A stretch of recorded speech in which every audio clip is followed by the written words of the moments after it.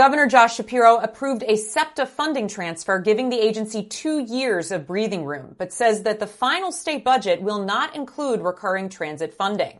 Plus, every state has some kind of a spending plan in place except Pennsylvania and Michigan. This and more in the Week in Focus for the Pennsylvania Capital Star. First, as the budget stalemate drags on, Governor Shapiro approved a 2-year funding fix for Southeast Pennsylvania Transportation Authority, tapping $394 million in capital funds to keep trains and buses running. For now. Lawmakers have not been able to come to a long-term funding solution since the June 30th budget deadline passed. Shapiro says he hopes that this plan will preserve service for about 800,000 Pennsylvanians for the next 2 years.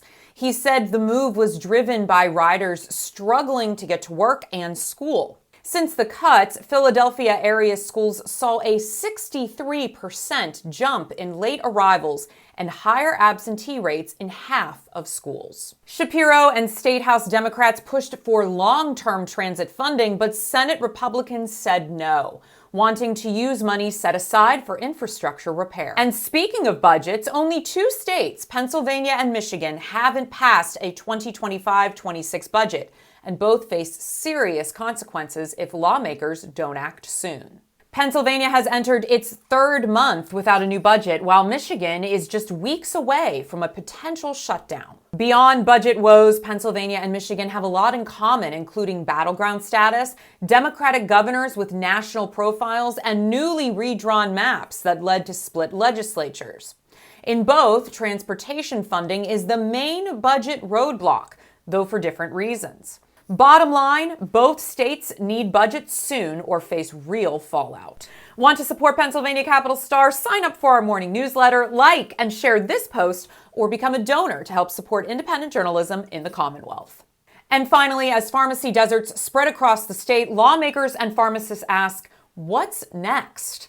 A bipartisan group of state senators recently heard from pharmacy owners about the impact of Pharmacy Benefit Manager, or PBM, reforms and what can be done to keep pharmacies from closing across Pennsylvania. Pharmacists say shrinking reimbursement rates are a major issue, and sometimes they don't even cover the cost of filling the prescription. Last year, lawmakers passed a law to rein in PBMs, but pharmacists say it hasn't been enough to keep their stores from shutting down. Pharmacy groups say low reimbursements go against the spirit of Medicaid contracts with the state, and more policy changes are still needed. For the Pennsylvania Capital Star, I'm Natalie Bencivenga, and this was your Week in Focus.